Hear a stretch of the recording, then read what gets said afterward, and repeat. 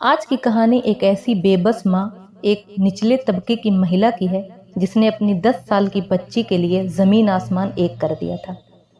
ये महिला अपने पूरी हिम्मत और विश्वास के साथ अड़ी रही। ये कहानी है एक 10 साल की बच्ची की जिसे एक दरिंदे ने बुरी तरह से नोचा था। इस गरीब और कमजोर महिला के दूसरी तरफ था एक बाहुबली, एक जाने माने रईस का परिवार जिसने पूरी कोशिश की थी कि महिला को इंसाफ न मिले और वो परिवार साफ साफ इस मामले से निकल जाए। लेकिन उस गरीब महिला और उस 10 साल की बच्ची की माँ ने हार नहीं मानी और इस कहानी में उस माँ का साथ दिया कुछ एनजीओ की महिलाओं ने, मीडिया वालों ने और खुद सड़क पर उतरी हुई जनता ने। वो छोटी बच्ची जो इस हादसे का शिकार हुई थी, उसकी माँ ने गरीबी में अपनी बेटी को पढ़ा लिखा कर उसके भविष्य के बहुत बड़े बड़े सपने संजोए थे। लेकिन वो बच्ची बड़ी होने से पहले ही मार दी गई। उसके साथ उसके बड़े बड़े सपनों को भी कुचल दिया गया था। उसके शरीर के साथ खिलवाड़ किया गया था। तो कहानी को पूरा जानने के लिए वीडियो में एंड तक बने रहें और अगर चैनल पर नए हैं तो चैनल को सब्सक्राइब करना ना भूलें। उत्तर प्रदेश के कानपुर महानगर में कल्याणपुर थाने के अंतर्गत एक मोहल्ला है रोशन नगर। इसी मोहल्ले में राजन शुक्ला नाम का आदमी रहता था। उस राजन शुक्ला के मकान में सोनू भदौरिया नाम की एक महिला किराए पर रहती थी। सोनू भदौरिया के परिवार में उसका पति हमीर सिंह और उसकी 2 बेटियां रहती थीं। उसकी बड़ी बेटी 10 साल की अनुष्का उर्फ दिव्या और छोटी बेटी 7 साल की वर्षा थी। सोनू भदौरिया माल रोड पर स्थित एक मॉल में काम करती थी। सोनू का पति हमीर सिंह मूल रूप से एमपी के भिंड जिले के रामगढ़ का निवासी था। वो वहीं गांव में रहकर खेती बाड़ी का काम किया करता था, जबकि सोनू पढ़ी लिखी थी और यहाँ कानपुर में मॉल में नौकरी करती थी। वो साल 2010 में गांव से कानपुर आई थी। कानपुर आकर सोनू ने रोशन नगर में एक मकान किराए पर लिया और अपनी दोनों बेटियों दिव्या और वर्षा के साथ रहने लगी। उसने अपनी बच्चियों को अच्छी शिक्षा दिलाने के लिए जब एक अच्छे स्कूल का पता लगाना शुरू किया तो उसके सामने रावतपुर के भारतीय ज्ञान स्थली का नाम आया और सोनू ने इसी स्कूल में अपनी बड़ी बेटी दिव्या का एडमिशन कक्षा 6 में और छोटी बेटी वर्षा का एडमिशन कक्षा 3 में करवाया। सोनू रोजाना अपने बच्चों को स्कूल भेजकर अपने काम पर चली जाती थी। वो और उसकी बच्चियां काफ़ी खुश थीं। उसे इत्मीनान था कि उसने अपनी दोनों बच्चियों का दाखिला एक अच्छे स्कूल में करवाया है। वो अपने काम से घर आती, अपनी बच्चियों के लिए खाना बनाती और उनकी देखभाल करती। जब तक वो घर नहीं होती थी तब तक सोनू की बच्चियां उसके पड़ोस में रहती थीं और पड़ोस के बच्चों के साथ ही खेला करती थीं। उसकी बड़ी बेटी दिव्या अपनी उम्र से ज़्यादा समझदार और सुलझी हुई लड़की थी। सब कुछ अच्छा चल रहा था। सोनू भदौरिया मिलनसार स्वभाव की थी और उसकी मोहल्ले के आस पड़ोस के लोगों से अच्छी बनती थी। उसकी दोनों बेटियां भी मोहल्ले वालों की चहेती थीं। उन्हें आसपास के सभी लोग खूब प्यार करते थे। सोनू के पड़ोस में रहने वाला एक व्यक्ति जिसका नाम मुन्ना लोध था और वो रिक्शा चलाता था, तो उसी के रिक्शे से सोनू की दोनों बेटियां स्कूल आया जाया करती थीं। मुन्ना लोध भी उन बच्चियों को बहुत प्यार करता था और सोनू भदौरिया की कई बार मदद भी करता था। सोनू के बच्चे मुन्ना से काफ़ी हिलमिल गए थे। भारतीय ज्ञान स्थली का मैनेजर चंद्रपाल वर्मा एक अमीर और दबंग टाइप का व्यक्ति था। गणेश नगर में ही उसका आलीशान बंगला और स्कूल था। चंद्रपाल के 2 बेटे थे, मुकेश वर्मा और पीयूष वर्मा। दोनों ही स्कूल को मैनेज करने में और स्कूल को संचालित करने में उसकी मदद किया करते थे। चंद्रपाल का छोटा बेटा पीयूष एक अय्याश लड़का था। वो स्कूल की महिला टीचरों पर भी बुरी नज़र रखता था। सोनू गरीब थी। जैसे तैसे मॉल में काम करने के बाद वो अपनी दोनों बेटियों को पढ़ा रही थी, लेकिन उस स्कूल की फीस वो अपनी कमाई में मैनेज नहीं कर पा रही थी। इसीलिए उसने सोचा कि क्यों ना स्कूल मैनेजमेंट से बात करके दिव्या की फीस कुछ कम करवा लूं। और इसी सिलसिले में एक दिन वो स्कूल में गई और दिव्या के प्रिंसिपल से इस बारे में बात की। उसने अपनी गरीबी के बारे में बताया और फीस कम करने को कहा। प्रिंसिपल ने कहा कि ये मैं फैसला नहीं कर सकती, आपको स्कूल के मैनेजर चंद्रपाल वर्मा जी से बात करनी होगी। सोनू ने पूछा कि वो कहाँ मिलेंगे इस समय। तब प्रिंसिपल ने कहा कि वो घर पर होंगे, आप वहीं चली जाइए और उनसे बात कर लीजिए। सोनू दिव्या के साथ चंद्रपाल वर्मा के घर गई। वहां उसकी मुलाकात चंद्रपाल से तो नहीं हुई, लेकिन चंद्रपाल का छोटा बेटा पीयूष वहां मौजूद था। सोनू ने उससे सारी बात बताई और उससे फीस कम करने के लिए रिक्वेस्ट की। पीयूष ने कहा कि ठीक है, मैं जो कर सकता हूँ वो करूँगा, लेकिन मुझे थोड़ा वक्त चाहिए, मैं सबसे बात करके दिव्या को बता दूंगा। उसने दिव्या से पूछा कि तुम कौन से क्लास में पढ़ती हो। तब दिव्या ने उसे बता दिया। फिर पीयूष ने सोनू से कहा कि आप बेफिक्र होकर घर जाइए, मैं ज़रूर कुछ करूँगा। सोनू दिव्या को लेकर घर आ गई, लेकिन पीयूष के अंदर का शैतान जाग उठा था। उसे दिव्या भा गई थी। उसकी गंदी नज़रें दिव्या को अपना टारगेट बना चुकी थीं। अब वो अक्सर स्कूल में आता और दिव्या से बातचीत करता, जबकि बच्ची दिव्या उसके इरादों से दूर दूर तक वाकिफ नहीं थी। वो मासूम थी, उसे क्या पता था कि वो एक वहशी दरिंदा था जिसे वो अपना शुभचिंतक समझ रही थी। दिन गुजरता रहा, लेकिन फीस को लेकर पीयूष ने दिव्या से या उसकी माँ सोनू से कोई बात नहीं की। 27 सितंबर 2010 के दिन रोजाना की तरह सोनू ने अपने बच्चों को तैयार किया और उन्हें मुन्ना लोध के रिक्शे पर बिठाकर स्कूल भेज दिया और खुद मॉल में काम करने चली गई। उधर स्कूल में 2-3 पीरियड गुजरने के बाद सोनू की बेटी दिव्या की तबीयत अचानक खराब हो गई। वह स्कूल के 2nd फ्लोर के एक लाइब्रेरी में गंभीर हालत में थी। इस बात की जानकारी उस स्कूल के क्लर्क संतोष कुमार उर्फ मिश्रा जी ने प्रिंसिपल को दी थी। दरअसल 2-3 पीरियड में दिव्या के पास बैठे कुछ बच्चों ने ये बात अपने टीचर को बताई थी। वो महिला टीचर अभी दिव्या के बारे में सब बच्चों से पूछ ही रही थी कि क्लर्क संतोष कुमार ने इस बात की जानकारी सभी को दी थी। प्रिंसिपल समेत क्लर्क और कुछ महिला अध्यापिकाओं ने जब लाइब्रेरी में दिव्या को देखा तो उनके हाथ पांव फूल गए। उसकी हालत बहुत खराब थी। वो लगभग बेहोशी की हालत में थी। उसे ब्लीडिंग हो रही थी और उसकी ब्लीडिंग रुक ही नहीं रही थी। प्रिंसिपल ने सोचा कि हो सकता है कि बच्ची को पहली बार पीरियड हुआ होगा। उन्होंने तुरंत अपने स्कूल की 2 मेट परवीन और माया को बुलाया और दिव्या की ब्लीडिंग को रोकने को कहा, मगर ये सभी लोग मिलकर भी दिव्या की ब्लीडिंग को रोकने में असफल रहे। प्रिंसिपल घबरा गई थी। उसे दिव्या की हालत देखकर शक होने लगा था। खून साफ करने के लिए दिव्या को लड़कों के बाथरूम में ले जाया गया। वहां इन दोनों मेड ने दिव्या के कपड़े भी बदले और उसके पहले के कपड़े यानी कि यूनिफॉर्म को उसके बैग में रख दिया गया। उसके बाद संतोष, माया और परवीन तीनों मिलकर दिव्या को उसके घर छोड़ाए। सोनू के मकान मालिक राजन शुक्ला ने जब दिव्या को इस हाल में देखा तो वो काफी घबरा गए और उन्होंने तुरंत ही काम पर गई सोनू को बुलवा लिया। सोनू जब घर पहुंची तब उस समय दिव्या बेहोश पड़ी हुई थी। राजन ने सोनू को बताया कि स्कूल वाले दिव्या को इसी हाल में छोड़कर बिना कुछ बताए वापस चले गए हैं। सोनू ने राजन और 2 किराएदारों गोविंद और योगेंद्र को साथ लिया और दिव्या को कुलवंती हॉस्पिटल ले जाया गया। दिव्या की हालत देखकर वहां के डॉक्टरों ने उसे भर्ती करने से मना कर दिया। फिर वहां से 3 बजे उन लोगों ने दिव्या को कानपुर के हैलेट या लाला लाजपत राय हॉस्पिटल पहुंचाया, जहां पर डॉक्टरों ने उसे देखते ही मृत घोषित कर दिया। ये खबर सुनकर सोनू गहरे सदमे में चली गई और स्कूल बैग हाथ में पकड़कर रोने लगी। तभी उसकी नज़र बैग पर लगे खून पर पड़ी। उसने बैग खोलकर देखा तो उसमें दिव्या के खून से सने हुए कपड़े और कुछ अंडरगारमेंट्स थे। उसका माथा ठनका और जब उसने दिव्या के शरीर को गौर से देखा तो पाया कि दिव्या के नाजुक अंग खून से लथपथ थे, जिस पर पट्टी बांधकर खून को रोकने की कोशिश की गई थी। स्कूल में बेटी के साथ हुए कुकर्म की आशंका से सोनू ने हंगामा खड़ा कर दिया। उसके पड़ोसी भी उसका साथ देने लगे। इस घटना और हंगामे की सूचना सुनते ही पुलिस भी वहां पहुंच गई। पुलिस ने किसी तरह से लोगों को शांत करवाया और आश्वासन दिया कि घटना की जांच होगी और आरोपियों को किसी भी हाल में छोड़ा नहीं जाएगा। शाम 6 बजे सोनू की तहरीर पर स्कूल मैनेजर चंद्रपाल वर्मा और उसके दोनों बेटों पीयूष और मुकेश के खिलाफ कुकर्म और हत्या की रिपोर्ट दर्ज कर ली गई। रिपोर्ट दर्ज होते ही जब पुलिस ने स्कूल में छापा मारा तो वहां ताला बंद मिला। जब पुलिस चंद्रपाल के घर पहुंची तब तक पीयूष और मुकेश दोनों ही घर से फरार हो चुके थे। घर में मौजूद महिलाओं को पुलिस ने अपनी हिरासत में ले लिया और उनसे स्कूल की चाबी निकलवाई।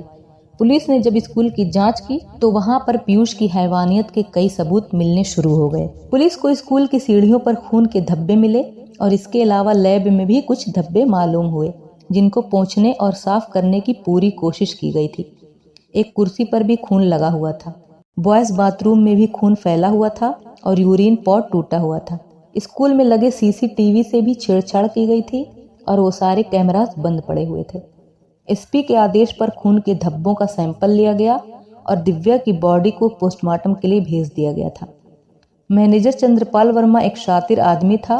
उसकी शासन प्रशासन में अच्छी पकड़ थी।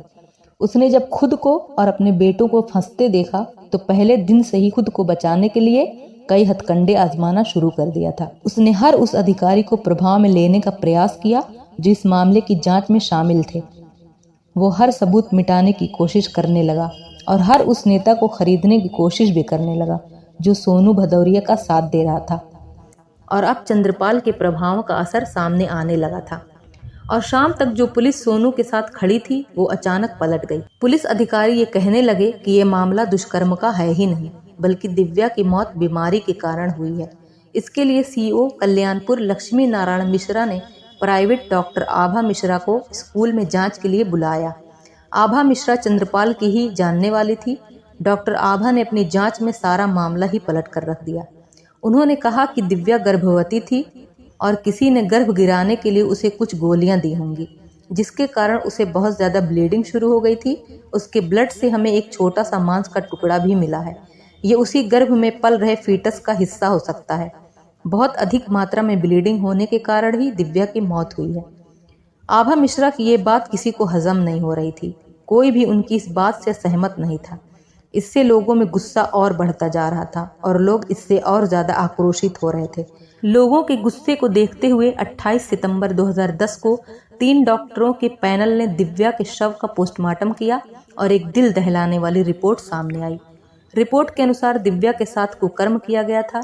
उसके साथ नेचुरल और अननेचुरल तरीके के साथ किया गया था।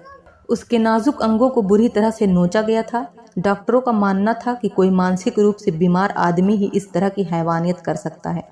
दिव्या का पार्ट बुरी तरह से गया था और यहीं पर ब्लीडिंग होने के कारण ही दिव्या की मौत हो गई थी। पोस्टमार्टम हाउस में चर्चित महिला नेता पार्षद आरती दीक्षित और पार्षद गीता निषाद भी मौजूद थीं। इन महिला नेताओं ने शव मिलने के बाद पोस्टमार्टम हाउस के बाहर ही सड़क जाम कर दी और आरोपियों की गिरफ्तारी की मांग की। जाम की खबर सुनते ही पुलिस ने लाठी चार्ज कर दिया, जिसमें ये दोनों महिला कार्यकर्ता भी घायल हो गई थीं। मगर इसके बावजूद पुलिस ने इन दोनों के खिलाफ मुकदमा दर्ज कर लिया। इस हत्या और कुकर्म की खबर जब अगले दिन अखबार में छपी तो लोगों के अंदर आग भड़क गई। लोगों का गुस्सा सीधे सीधे पुलिस कार्रवाई पर था जो आरोपियों को बचाने में लगी थी। देखते देखते ही पूरा कानपुर शहर उस मासूम दिव्या को इंसाफ दिलवाने के लिए उमड़ पड़ा। पुलिस के ठीक तरह से काम न करने पर लोगों ने आरोपियों को सजा दिलवाने के लिए जुलूस, कैंडल मार्च और नारेबाजी एवं प्रदर्शन का सहारा लिया। पूरे शहर के लोग फिर उसमें चाहे महिलाएं हों या बुजुर्ग, हर कोई सड़क पर हाथ में कैंडल लिए और बैनर लिए दिव्या को न्याय दिलाने के लिए सड़कों पर उतर आया था। लोगों ने लाठियां खाईं, लेकिन दिव्या को इंसाफ दिलाने की ये मुहिम कमजोर नहीं पड़ने दी। नानाराव पार्क से जुलूस निकाला गया तो मॉल रोड के दोनों तरफ की सड़कों पर भीड़ का सैलाब था। राजनीतिक दल, स्कूल के बच्चे, सामाजिक संगठन, व्यापारी, शिक्षक, कर्मचारी संगठन, श्रम संगठन और महिला संगठन दिव्या को न्याय दिलाने के लिए कुछ भी करने को तैयार थे। मोती झील में निकाले गए कैंडल मार्च की अगुवाई करने के लिए फिल्म इंडस्ट्री से जाने माने film director, producer Mahesh Bhatt भी आए थे और उनके आने के बाद तो पूरा शहर ही उमड़ पड़ा था। वो एक कैंडल मार्च ऐसा था जिसने पूरे शहर को आंदोलन की चपेट में ले लिया था। लोगों ने सोनू भदौरिया की आर्थिक मदद भी की और उसके अकाउंट में हजारों रुपए भी आ रहे थे। आखिरकार इस जन सैलाब के कारण पुलिस को झुकना ही पड़ा। फिर पुलिस ने मैनेजर चंद्रपाल और उसके दोनों बेटों पीयूष और मुकेश को अरेस्ट करके जेल में भेज दिया। लेकिन ये सब सिर्फ जनता को दिखाने के लिए और शांत करने के लिए किया जा रहा था। चंद्रपाल के प्रभाव में पुलिस का खेल अभी भी जारी था।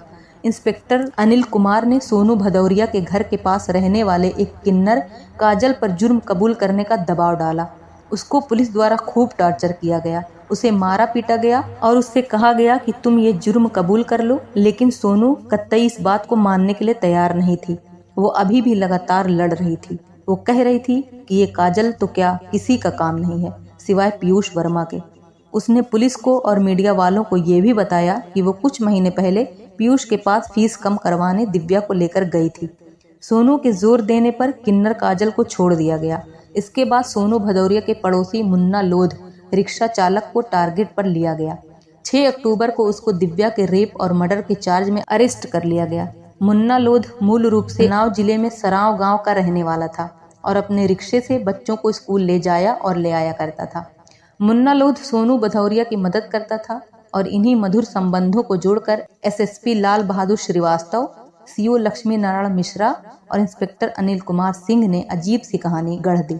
इस कहानी के मुताबिक मुन्ना के सोनू से अवैध संबंध थे। वो उसकी बेटियों दिव्या और वर्षा की देखभाल भी करता था और इसी बीच दिव्या से भी उसके संबंध बन गए थे। इन्हीं अवैध संबंधों के कारण दिव्या गर्भवती हो गई थी।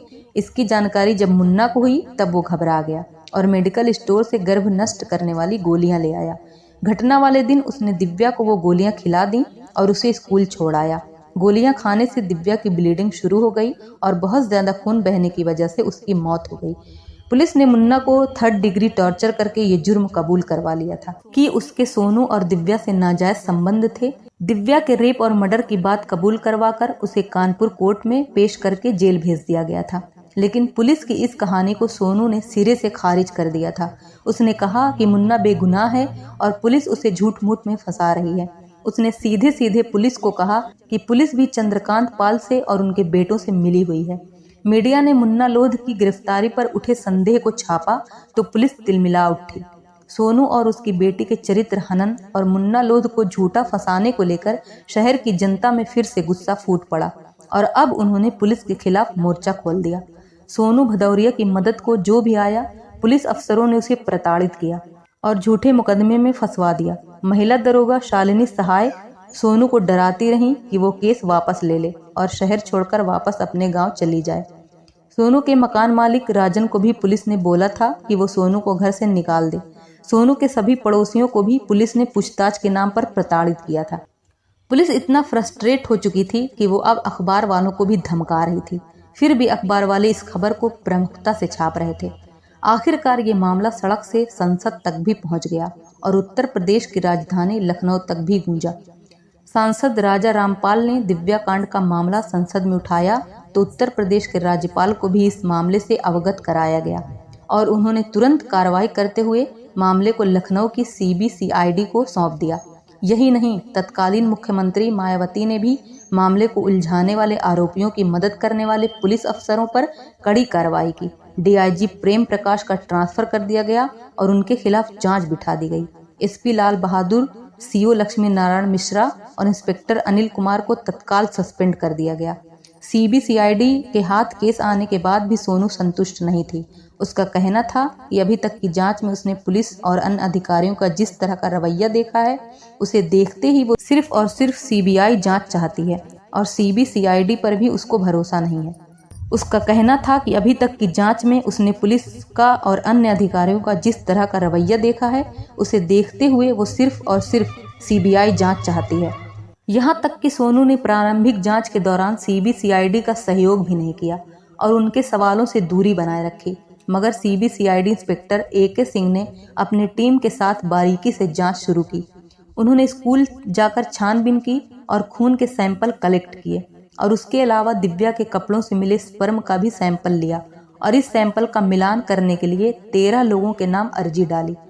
अर्जी मंजूर होने पर 9 नवंबर 2010 को CBCID ने अदालत के आदेश पर चंद्रपाल वर्मा, मुकेश वर्मा और पीयूष वर्मा, संतोष और मुन्ना लोध सहित 13 लोगों के सैंपल अदालत में लिए। सैंपल की जांच रिपोर्ट आने पर पीयूष का सैंपल दिव्या के स्कर्ट पर मिले सैंपल से मैच हो गया। CBCID ने अपनी जांच में चंद्रपाल वर्मा, मुकेश वर्मा और पीयूष वर्मा और स्कूल क्लर्क संतोष को दोषी ठहराया। इसमें पीयूष मुख्य आरोपी था। बाकियों को सबूत मिटाने और गैर इरादतन हत्या का दोषी ठहराया गया। CBCID को मुन्ना के खिलाफ कोई सबूत नहीं मिला, इसलिए उसको छोड़ दिया गया। 11 जनवरी 2011 को CBCID ने DNA रिपोर्ट के आधार पर पीयूष वर्मा और बाकी आरोपियों के खिलाफ चार्जशीट सबमिट की। सोनू की तरफ से यह केस अजय सिंह भदौरिया और संजीव सोलंकी ने लड़ा। आर्थिक रूप से कमजोर सोनू भदौरिया का केस अजय सिंह ने बिना किसी फीस के लड़ा था।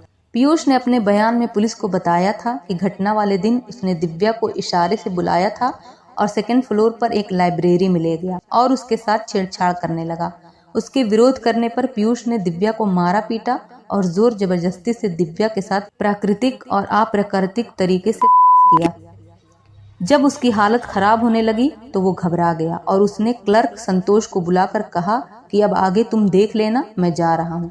संतोष, जिसे पहले से ही सब कुछ पता था, उसने अपने तौर पर मामले को पूरी तरह से छुपाने की कोशिश की थी। केस के हाईकोर्ट में जाने के 2 साल बाद पीयूष के अलावा और लोगों को जमानत पर रिहा कर दिया गया था। सीबीसीआईडी ने कोर्ट के सामने इस केस को रेयरेस्ट ऑफ रेयर बताते हुए आरोपियों के लिए फांसी की सजा की मांग की। जज ने दोनों पक्षों की बहस सुनने के बाद मुख्य आरोपी पीयूष वर्मा को आजीवन कारावास की सजा सुनाई और 75,000 का जुर्माना भी लगाया। बाकियों को 1 साल 3 महीने और 21,000 रुपए के जुर्माने की सजा दी गई। सबूतों के अभाव में चंद्रपाल वर्मा को बरी कर दिया गया। सभी जुर्माने की आधी रकम सोनू को देने का आदेश भी दिया गया। दिव्या रेप का फैसला आने में 8 साल का समय लगा और इसका मुख्य कारण ये था कि बहुत ज्यादा गवाहों का होना। कोर्ट में कभी कोई गवाह आता नहीं था तो कभी गवाही नहीं हो पाती थी, जिससे तारीख पे तारीख लगती रही। यह मुकदमा 4 कोर्टों में ट्रांसफर हुआ और पूरे मुकदमे के दौरान 7 जज भी बदले गए। कोर्ट का फैसला आने के बाद भी सोनू भदौरिया खुश नहीं थी।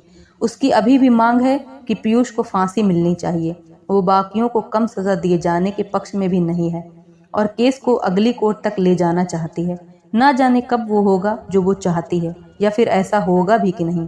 तो यह थी कहानी एक माँ की जो अपने मासूम बेटू को इंसाफ दिलाने के लिए रात दिन नहीं देखती।